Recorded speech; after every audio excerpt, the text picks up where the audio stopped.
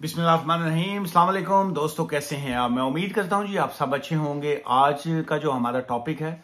ये intellectual level की अगर हम बात करेंगे तो ये बहुत इंपॉर्टेंट है उन लोगों के लिए जो यहाँ पे यूके में रहते हैं और उनके बच्चे हैं साथ में। और वो बच्चों का जो आपने लॉ सुना होगा कि चाइल्ड कंटिन्यूस 7 years का जो रूट है उसके ऊपर जो है बहुत मसला मैंने पहले भी बात की है, लेकिन आज उसी चाइल्ड के हवाले से हम बात करेंगे, लेकिन 7 years चाइल्ड रूट की बात नहीं करेंगे। क्या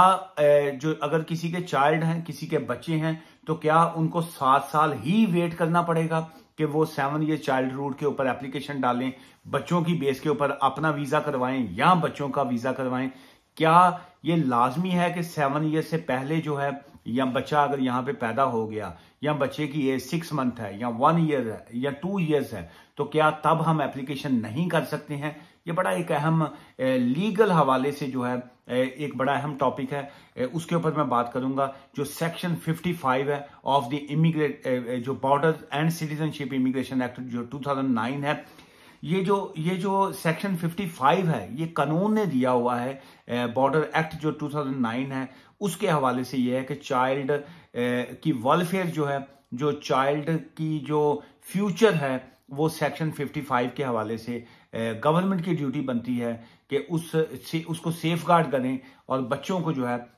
यहाँ पे उसकी मुकम्मल प्रोटेक्शन होनी चाहिए। उस पर बात करेंगे, बड़ी तफसील में बात करेंगे। लेकिन उससे पहले जो आज की आप लेटेस्ट अपडेट करें असाइलम के हवाले से, वो ये है रवांडा प्लान जो है वो आपको पता ही है कि उसके हवाले से क्या चल रहा है वहां पे। पार्लियामेंट में जो हुआ, उससे पहले सुप्रीम कोर्ट में जो हुआ, वो सारी चीजें जो है वो अभी पाइपलाइन में है। अभी तक वो उसकी क्लैरिटी नहीं आई, उसमें क्लियर नहीं हुआ। लेकिन जिस तरह बहुत से लोग जब असाइलम करते हैं तो उसके बाद जिस दिन वो असाइलम के इंटरव्यू पे जाते हैं, पहला इंटरव्यू हो या सेकंड इंटरव्यू हो, वहां पे आपको एक पेपर जो मुख्तलिफ डॉक्यूमेंट्स दिए जाते हैं, वहां पे एंड के ऊपर कुछ 2-3 पेजेस ऐसे होते हैं जहां पे लिखा होता है वॉलंटियर रिटर्न। उसका मतलब यह है कि तुसी अपनी खुशी के नाल अगर वापस जाना चाहते हो, आप अपनी स्वाबदीद के साथ, आप अपनी हैप्पीली अगर अपने बैक होम कंट्री जाना चाहते हैं, so you can contact on this so and so number. आप इस नंबर पे राब्ता कीजिए और अपने थोड़े को पैसे नहीं है, अगर इफ यू कांट अफोर्ड तो आप हमें बताइए, हम आपकी टिकट लेकर देंगे और आप जो है वॉलंटियर तौर पे वापस जा सकते हैं। या अगर आप अपना असाइलम को विड्रॉ करके वापस जाना चाहते हैं तो तब भी आप इस नंबर पे राब्ता कीजिए और आप वापस जा सकते हैं। सो उसी को जो है मैं ये समझता हूं कि एक स्टोरी का एक कॉन्सेप्ट एक लिया गया है और होम ऑफिस ने जो है एक नोटिस जारी किए हैं अभी, जो ऑब्वियसली तमाम लोगों को अभी आएंगे, जो जितने भी असाइलम सीकर्स हैं उनको ये ईमेल्स भी आएंगी या मैसेजेस भी आएंगे। कुछ लोगों को स्टार्ट हो चुका है। उसको उन्होंने नाम दिया है रवांडा नोटिस। रवांडा नोटिस अब ये है क्या? रवांडा नोटिस में ये कहा गया कि जी के home office calling the people volunteer तौर पे, अगर आप यहां पे से डिपार्चर करना चाह रहे हैं, अगर आप यहां से जाना चाह रहे हैं, कहां पे?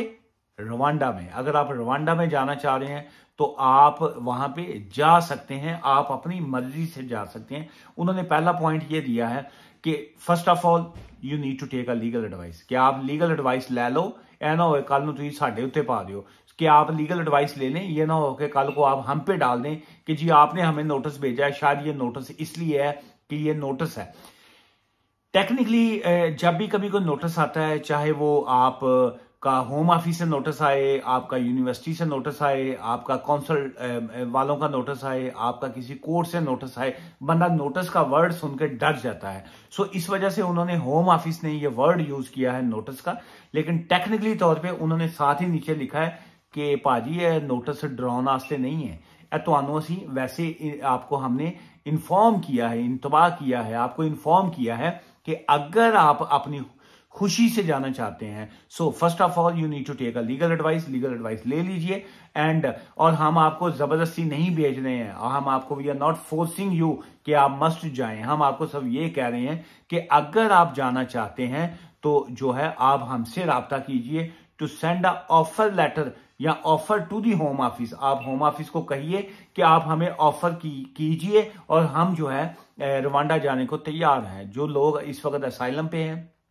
जो लोग असाइलम सीकर हैं, उनको, बहुत से लोगों को ऑब्वियसली मुश्किल है, उनके पास अकोमोडेशन नहीं है, उनके पास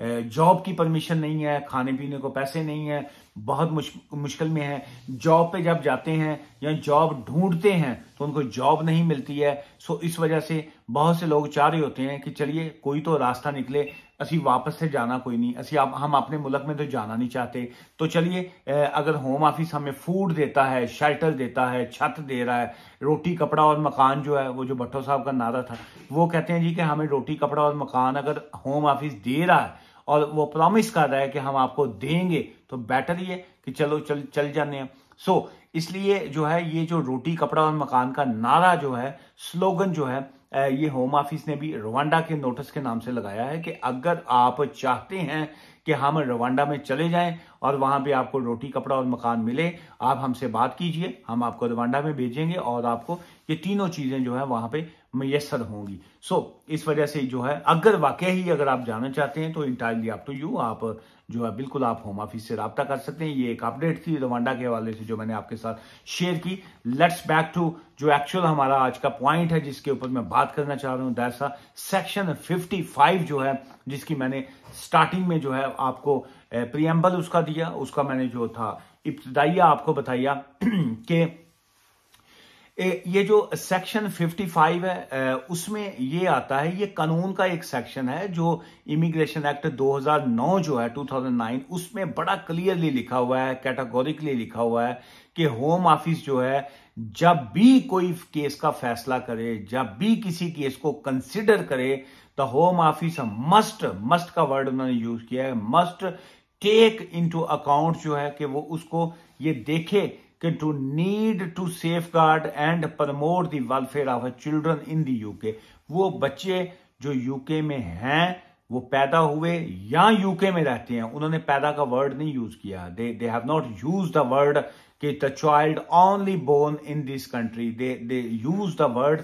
चिल्ड्रन, जो बच्चे जो इस वक्त यूके में हैं, उनकी सेफगार्ड जो है, उनका जो माता पिता जिसको कहेंगे, वो स्टेट बनती है। स्टेट मीन जो यूनाइटेड किंगडम की जो इट्स नॉट अ हुकूमत मीन गवर्नमेंट, स्टेट होता है जो जिसको हम रियासत कहते हैं। सो ये एक बेसिक डिफरेंस है, क्योंकि हुकूमतें जो हैं वो आती जाती रहती हैं, ऑलवेज गवर्नमेंट चेंज, कभी किसी की आ गई कभी किसी की आ गई, लेकिन जो स्टेट होती है जिसको रियासत कहा जाता है, वो हमेशा स्टैंड करती है। सो जो रियासत है, जो स्टेट है, they are the father of children, वो बच्चों की बाप है, बच्चों की लुक आफ्टर जो है वो उनकी रिस्पॉन्सिबिलिटी बनती है। सो इसी हवाले से जो है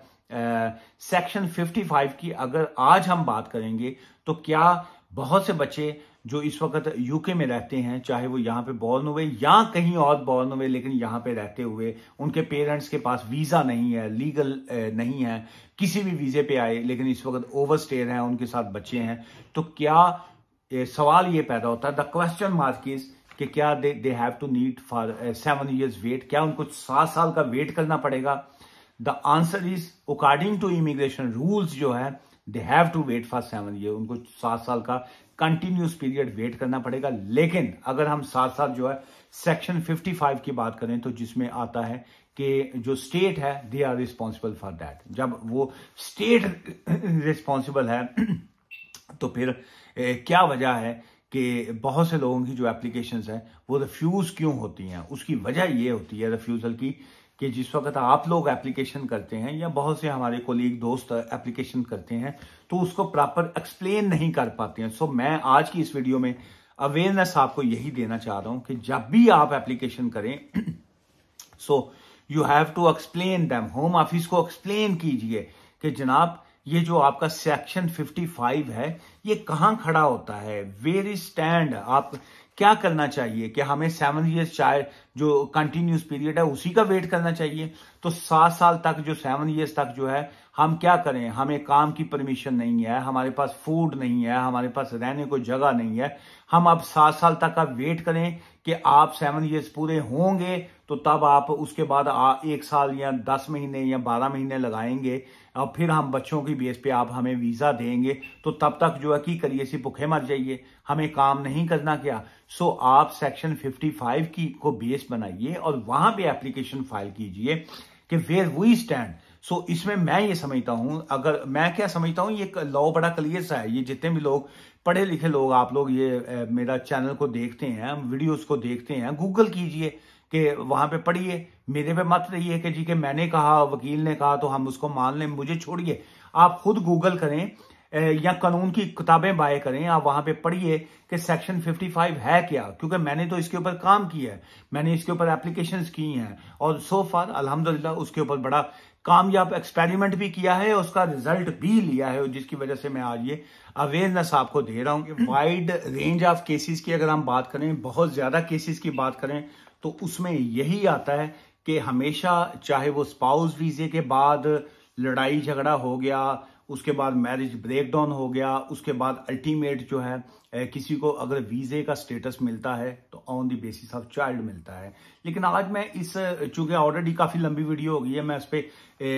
चाहूं तो उसमें बहुत लंबी बात कर सकता हूं, लेकिन थोड़े च ना हौसला नहीं होता। मैं हर वीडियो में कहूंगा, क्योंकि आप लोगों में, बहुत से लोगों में इतना हौसला नहीं होता कि पूरी बात को सुन सकें, वो अपने काम की बात करेंगे। केयर वीजे वाला जो है वो अपनी बात देखेगा, आज की इस वीडियो में मेरी बात नहीं है, छोड़ेगा चला जाएगा। देखिए, ये चीजें, हर वीडियो का मकसद आपके सवाल का जवाब देना नहीं होता, यहाँ पे मकसद आपको अवेयरनेस देना होता है, नॉलेज देना होता है। सो इसलिए नॉलेज को सुना करें, हो सकता है आपका मैटर ना हो, आपके किसी जानने वाले को, वीडियो को आगे शेयर कर दिया करें, सदका जारिया होता है, किसी और की मदद हो सकती है, किसी और का काम आ सकता है। चलिए, इसी तरह जैसे अगर आप असाइलम सीकर हैं, आपका असाइलम एक्सेप्ट हो गया, आप फैमिली रीयूनियन की तरफ जाते हैं, तो फैमिली रीयूनियन में कौन आता है? आपके बच्चे वो जो अंडर 18 है, 18 साल से कम उम्र, वहां पे कौन से वो बच्चे, कौन सा यहाँ पे यूके में है। क्यों बच्चों को वो वीजा देते हैं? वो इसलिए देते हैं क्योंकि बच्चों की वेलफेयर जो है वो बड़ी इंपॉर्टेंट है। सो सेम इसी तरह सेक्शन 55 को बहुत कम चैलेंज किया गया है, बहुत कम एप्लीकेशंस फाइल की गई हैं, बहुत कम इसका जिक्र होता है। सो मैं ये समझता हूं कि सेक्शन 55 जो है ये इमिग्रेशन लॉ के हवाले से, इमिग्रेशन रूल्स के हवाले से इज अ वेरी इंपॉर्टेंट। तो इसको जो है आपको इस पे काम करना चाहिए। मैं कल की वीडियो में जो है, कल की वीडियो जो मेरी होगी वो बड़ी इंपॉर्टेंट है, उसको लाजमी देखिएगा। वो इस हवाले से है कि बहुत से ऐसे लोग जिनके बच्चे जो हैं वो 18 साल से अगर ऊपर हो जाते हैं, कानून में ये है कि only you can bring your children. अगर आप फैमिली रीयूनियन की एप्लीकेशन फाइल करते हैं या आप डिपेंडेंट वीजा की एप्लीकेशन फाइल करते हैं, चाहे आप वो स्टूडेंट के डिपेंडेंट्स हो, अभी तो खैर पाबंदी लग गई है उसके ऊपर, लेकिन जो पीएचडी वाले हैं वो still they can bring their dependents. अगर आप स्किल्ड वर्कर वीजा पे आते हैं तो आप अपने डिपेंडेंट्स में 18 साल से कम उम्र के बच्चों को लाते हैं। लेकिन क्या कानून में ऐसी गुंजाइश है कि आप अपने 18 साल से ऊपर के बच्चों को भी ला सकते हैं? कल की वीडियो में मैं उसके ऊपर बात करूंगा कि वो कौन से ऐसे बड़े अहम जो हैं इश्यूज हैं, कौन से ऐसे सिग्निफिकेंट एंड ऑब्स्टिकल ऑप्शंस हैं जिसके ऊपर आप अपने 18 साल से 18 से ऊपर के बच्चों को भी ला सकते हैं, या आपके पेरेंट्स, या आपकी माँ, या आपका बाप, फादर, या आपके बहन भाई, उनकी ऐसी सिचुएशन है कि आप उनको यूके में लाना चाहते हैं, लेकिन आप उनको कौन से कानून के तहत लेके हैं। मैं कल की वीडियो बड़ी इंपॉर्टेंट होगी, वो भी देखिएगा। आज की इस वीडियो से मुझे इजाजत दीजिएगा, और मुझसे मिलना चाहें तो मैं बारी लॉ एसोसिएट्स, हम ब्रैडफोर्ड में होते हैं, लेकिन ज़हन में रखिएगा मैं फ्री एडवाइस नहीं देता हूं जी। आप चाहे मुझसे ऑफिस में मिले या फोन के ऊपर अपॉइंटमेंट लेके बात कीजिए, फीस चार्ज करता हूं। दुआ में याद रखिएगा। Take care, bye for now.